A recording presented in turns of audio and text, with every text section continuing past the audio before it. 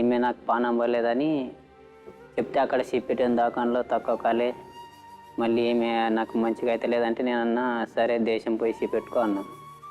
అప్పుడు దేశం పంపిస్తే అటేళ్ళు అప్పుడు 1 సంవత్సరంన్నర దాకా చూసాను మేడం. నేను చూసి ఇట్లే ఫోన్లోనే అన్న కూడా నువ్వు రాకుంటే చెప్పి వేరే పెళ్లి చేసుకుంటా అని. ఎవరితో అన్నారు? ఆమెతోటి అన్నాను ఫోన్లో. ఆమె అన్నది చేసుకో చూస్తా అన్నది.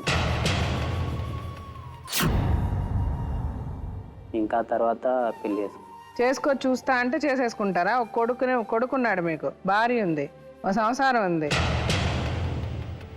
ఆవిడని పెళ్లి చేసుకుంటానని మీరు అనడమే తప్పు. ముందు ఇంకో పెళ్లి చేసుకుంటానని ఆవిడ అందం చేసేసుకుంటారా? పోనీ అలా నీకు నీ పెళ్ళం నచ్చకపోతే పద్ధతిగా 10 మందిలో పెట్టి నువ్వు విడాకులు ఇచ్చి ఇంకో పెళ్లి చేసుకుంటే వేరే. ఏమో నీకెవరు దొరకలేదా? ఈయన తప్ప ఆల్రెడీ పెళ్లి అయ్యో కొడుకున్నాడు తప్ప. ఆమె పెళ్లి కాలేదని చెప్పారు వీళ్ళు. ఎవరు చెప్పారు? మా ఆయనే చెప్పాడు. వాళ్ళు చెప్పడం సరేమ్మా, మీకు తెలియదా? ఊర్లో కనుక్కోరా మీరు అతనికి పెళ్ళి అయ్యి కొడుకున్నాడు లేదని సంగతి మీకు తెలియదా? వీళ్ళు వాళ్ళ ఊర్లోనే ఉన్నారు కదా మీరు. మేము ఊర్లోనే ఉంటాం. మరి ఊర్లో ఉన్నప్పుడు మీకు తెలియదా ఊర్లో అతనికి పెళ్ళి అయిందా లేదా? మీ అమ్మ నాన్నకు తెలియదా? అలాగే చెప్పారు మేడం. మరి చెప్పడం అందు చెప్తారమ్మా. చెప్పిన వాళ్ళు చెప్పిన నమ్మేసి మీరు చేసుకుంటారా పెళ్ళి? మీరు ఏంటి ఏమి వెనక ముందు ఆలోచించరా మీ అమ్మ నాన్న? ఇప్పుడు నీకు చట్ట ప్రకారం నీ పెళ్ళి అసలు చెల్లదు తెలుసా నీకు? మీ ఆడవాళ్ళే కదా శత్రువులు అయిపోతున్నారు. ఇంకెవరు ఆడవాళ్ళకి ఇంకెవరు ఏమి హింసించక్కర్లే, ఇంకెవరు బాధ పెట్టక్కర్లే. ఆడవాళ్ళని బాధ పెట్టేది ఆడవాళ్ళే. నీలాగా ఆవిడ ఒక ఆడదే కదా. మీకు పిల్లలు ఉన్నారా? 2 కొడుకులు ఉన్నారు. మీ ఇద్దరికి. మరి ఆవిడకి కొడుకున్నాడు కదా. మీ కొడుకున్నప్పుడు ఆవిడకి కొడుకు కదా. వాళ్ళు ఏం చేయాలి ఇప్పుడు? వాళ్ళు ఏం చేయాలో మేడం, ఇక్కడ మా మరిది ఉన్నాడు, మా మరిది చెప్తాడు. వాళ్ళే వస్తే మేము మా అమ్మ ఇచ్చింది, కానీ మేమైతే వాళ్ళ ఇంటికి వెళ్ళలేదు కదా. నువ్వు వాళ్ళ ఇంటికి వెళ్ళావో లేదా? నువ్వు ఎవరు వచ్చి ఎలా గడ్డి పెట్టినా గడ్డి తిన్నారు కదా మీరు. మీరేమవుతారండి? వాళ్ళ మరిది. ఎవరు మరిది? వాళ్ళ తమ్ముడు. మీరు ఎట్లా చేస్తారండి అట్లా? ఇంకో పెళ్ళి ఆమెకు విడాకులు ఇవ్వకుండా? మేము చిన్నగా ఉన్నామండి. చిన్నగా ఉన్నారు కాబట్టి పెళ్ళి ఏదైనా బొమ్మల పెళ్ళా? కాదమ్మా, మేము చిన్నగా ఉన్నాము. వీడు ఏం చేసాడంటే హైదరాబాద్ వచ్చేసాడు. అక్కడ జీతం ఉండి పారు వచ్చేసాడు హైదరాబాద్. పారు వచ్చి వీళ్ళ అక్క అవుతుంది ఆయన. వాళ్ళ అక్కని తీసుకొచ్చాడు మాకు. తీసుకొచ్చాడు, పెళ్లి చేసుకున్నాడు, ఆమెను వదిలేసారు, విడాకులు ఇచ్చేసాడు. తర్వాత ఈవెన్ ఎత్తుకొచ్చాడు. మేము పెళ్లి చేసుకోలేదు, ఆయమనేం పెళ్లి చేసుకోలేదు. మరి ఏం చేశాడు? వాళ్ళ అక్కని తీసుకొచ్చి 1 సంవత్సరం 2 రోజులు ఉన్నాడు మా ఊర్లో. ఏంట్రా మరి ఇలా తీసుకొచ్చావని మా పెద్దన్నగాని అడిగారు. లేదన్నా నాకు ఇష్టపడ్డాను తీసుకొస్తున్నాను అని చెప్పాడు. తర్వాత ఈయన ఏం చేసామంటే ఆ అమ్మాయి వచ్చేసారు మళ్ళీ ఇక్కడ. వీళ్ళు ఈ లోపు ఏం చేశారు నాకు తెలియదు అమ్మాయి. నేనంటే కొంచెం చిన్నవాడిని, ఇంకా జీతం చేస్తున్నాను రైతుల దగ్గర. తర్వాత ఈ అమ్మని తోలుకొచ్చి ఈ అమ్మ ఏం చేసింది? ఈ అమ్మని తోలుకొచ్చినప్పుడు ఈ అమ్మకు ఓ బాబు ఉన్నాడు కదా బా, చెప్పవా? ఆ బాబు ఎవరు? ఇక మందాదాం బావా, నేను తాగ బాగా అవుతుంది అని చెప్పి అన్నాడు. పోదాం పని చెప్పి పోయినాం. పోయినాక వీళ్ళు మొదలు ఒక మనిషికి 2000 రూపాయలు ఇచ్చిందట నన్ను కొట్టడానికి. 2000 ఇచ్చి ఆడ కూసబెట్టి నన్ను ఆడ కూసబెట్టినాక వాళ్ళని తీసుకొచ్చి నన్ను కొట్టించాం. మొత్తం ఇట్లా మొత్తం ఇవన్నీ వాళ్ళే కొట్టించినాయి. కొట్టించినాక అయ్యా వీళ్ళు బండి మీద తీసుకుపోయినాక ఇంటికాడ మళ్ళీ ఇంటికి తీసుకుపోయింది మేడం. ఇంటికి తీసుకుపోయి ఇంత దొడ్డు కట్టెతో మోకాళ్ళ మించలు కొట్టిండ్లు. మోకాంచెలు కొట్టి మళ్ళా సరాతంతో కాల్చి ఈ పని సురుగులు పెట్టిండ్లు. అయితే వీళ్ళకట ఎవరో ఫోన్ చేసిండ్లట. ఎవరో ఫోన్ చేసి బావా అన్నారట. మరి బావా అన్నప్పుడు మరి వాళ్ళు ఎవరు తెలుసుకొని నా దగ్గర తీసుకురావచ్చు కదా మేడం. మరి వీళ్ళు ఇదంతా ఏందని వాళ్ళు బావా అని అన్నందుకు ఇంకో దాన్ని ఉంచుకున్నాని మేము కొట్టినాం, కాల్చినాం అని చెప్పి వీళ్ళు మాట్లాడుతున్నారు. ఎన్నాళ్ళైంది ఇది జరిగి 1 నెల రోజులు అవుతుంది మేడం. ఇప్పుడు ఈ పిల్లగాంతో మా అక్కని ఇంటికి నేను రానియలే అన్నట్టు. అయితే మా అక్క ఏం చేసింది అన్నట్టు ఒకసారి మా ఇంటికి వచ్చింది పండగకు మా ఇంటికి వచ్చినప్పుడు ఆ పిల్లగాంతో ఫోన్ మాట్లాడుతా అంటే ఇది సాయం చేసింది. ఇది మా అక్క ఫోన్లోకి వెళ్ళి ఫోన్ కల్పించిందట.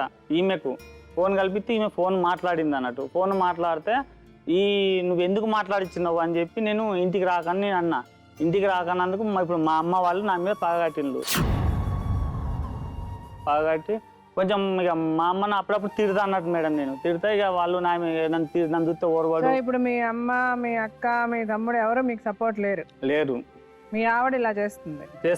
ఇప్పుడు మీకు ఏం కావాలని వచ్చారు ఇక్కడ? అంటే ఇప్పుడు నా పిల్లలు ఎదుగుతుండ్రు కాబట్టి ఇంకా నా పిల్లల పరిస్థితి ఏంటి, నా విప్పంచాలని నా భార్య పిల్ల, ఇప్పుడు వీళ్ళ కోసమే నేను అందరిని వదులుకున్నా మేడం. నేను ఇప్పుడు వీళ్ళు కూడా దగ్గర నా భార్య నా కాపురానికి నాతో ఉండాలని నేను కోరుకుంటున్నాను. ఇప్పుడు ఆవిడతో కలిసి ఉండాలి, నా పిల్లలు నేను కలిసి ఉండాలంటావు అంతేనా? అంతే మేడం. ఆవిడేమంటుంది? నాది నేను బతికేస్తా అని చెప్పని ఒక మాట మాట్లాడింది. ఆవిడ పేరేంటి? వినోద. వినోద.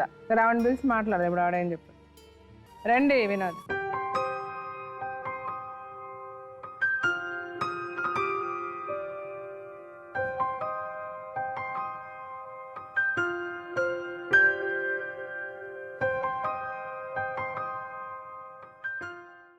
ఎవరైనా చదువుకున్నారమ్మా? మీ అమ్మగారా? ఆవిడ మా అత్తమ్మ వాళ్ళ అమ్మ. ఓ వాళ్ళమ్మ. ఓహో. ఆయన? మా తమ్మ. సరే ఏంటి ప్రాబ్లం వినోదా చెప్పండి. ప్రాబ్లం అన్ని ఆయనే మేడం. 2 పెళ్లి చేసుకున్నాడు. ఫస్ట్ నుంచే చెప్తా మేడం. ఫస్ట్ గట్టినే తాగుతాడు. పెళ్లి చేసుకున్నాడు. పెళ్లి చేసుకున్నాక నెల 2 నెలలు మంచిగా ఉన్నాడు. తర్వాత తాగుడు, పని చేయకపోవడం, అట్లా పని చేయకపోతే అని నేను చేస్తా మేడం బీడీలు. రోజు 15 బీడీలు చేస్తా. మేమిద్దరం బతాం కదా అని అనుకున్నాం. మా పాప వచ్చింది జన్మని. పాప వచ్చాక మంచిగా ఉన్నాడు ఇంట్లో నాతో. మీకు ఒకసారి ఏదో అబార్షన్ అయింది, మీ నాన్న కొట్టాడో తిట్టాడు. అయితే మా అమ్మ వాళ్ళ ఇంటికి అయినాం దసరాకు. మా అమ్మ వాళ్ళ ఇంటికి అయినాం. ఈయన మంచిగా చూసుకోలేదని దసరా నాడు వచ్చి తాగొచ్చి మస్తు లొల్లి పెట్టిండు మేడం. లొల్లి పెట్టి అప్పుడు నాకు 2 నెలలు ప్రెగ్నెంట్. లొల్లి పెట్టి మా బాపు నేను కొట్టుకుంటే మా ఇద్దరి మధ్యలో నేను పోయినా. మా బాపుని దండ పోయే దెబ్బ నాకు దాకింది మేడం కడుపుకు.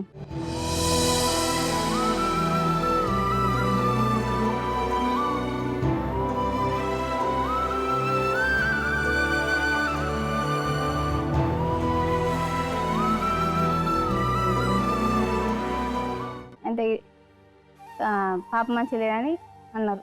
ఫీజు చేయించాము. మళ్ళీ ఒకసారి చేతిలో కొట్టిండు. లొల్లి పెట్టుకుంటే కొడతాడు మేడం, మస్తు కొడతాడు. కొట్టిండు అంటే మోస రాకున్నా కానీ నువ్వు యాక్షన్ చేస్తాను అంటాడు.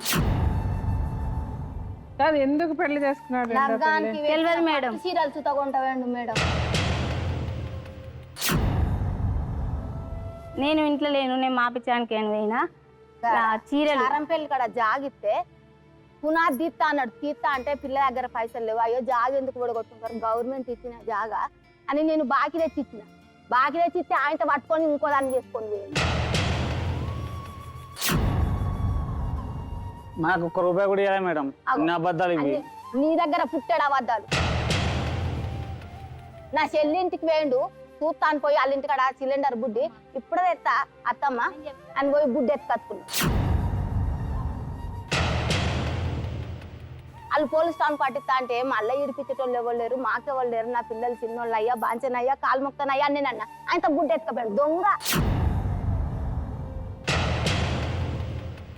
నా చిన్న బిడ్డ ఇంటికి పోయి ఫోన్ ఎత్తుకచ్చుకున్నాడు. అలా యారాళ్ళ ఇంటికి పోయి ఫోన్ ఎత్తుకచ్చుకున్నాడు. ఇట్లా వేరే ఆమెను ఉంచుకున్నాడు, తిరుగుతుండు మంచిగా.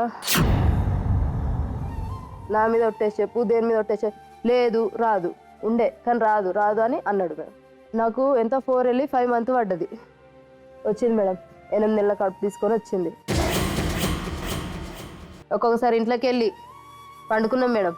ఏయ్ ఎంతసేపు ఉంటావురా నడు అని చెద్దరు తీసి లేపుకొని పోయింది మేడం. కొట్టడము తిట్టడము చాలా జరిగినాయి. అప్పటి నుండి నా మైండ్ అనేది ఒరితే ఇట్లా నొప్పి లేస్తుంది, దమ్ము వస్తుంది మేడం. అంటే ఇతను కొట్టిన తర్వాత అలా అయిందా? కొడితే మేడం మన స్తంభంని కొడితే ఎట్లా దెబ్బ ఎట్లా సౌండ్ వస్తుంది అట్లా దెబ్బ ఇదైపోయింది. జాబు దొరికించుకుని ఇలా పని చేస్తున్నాం మేడం. కొన్ని రోజుల తర్వాత పని చేస్తుంటే ఆమె పరిచయం అయింది. అంటే 2 సంవత్సరాలు ఆవిడ రాలేదా? రాలేదు మేడం. ఆ మధ్యలో ఒకసారి వచ్చిపోయి నువ్వు బాంబే వస్తే నేను చేస్తా సంసారం, లేకపోతే లేదు. నేను 10 నెలలు 11 నెలలు లేనందుకు వేరే దాన్ని చేసుకున్నావు. సరే మరి నేను కూడా ఎవరైనా చేసుకుందును, చేసుకోను ఏమన్నా చేసుకుందును. ఏమైతుండే నీది విలువ ఏమన్నా ఉంటుండేనా? నువ్వేమన్నా ఏ క్షణమన్నా అమ్మాయికి ఆరోగ్యం బాగలేదు, ఈ అమ్మాయికి ట్రీట్మెంట్ చేయించాలని ఆలోచించావా? నీ రెండో పెళ్ళంతా కులుపుతున్నావు. అతను పెళ్ళైన విషయం చెప్పలేదు మేడం. అట్లా సంవత్సరం పాటు నాతో తిరిగిండు మేడం. తెలుసు ఆమెకు. పిల్లల మీద ఒట్టేసి చెప్పమనండి, లేకపోతే దేవుని మీద ఒట్టేసి చెప్పమనండి.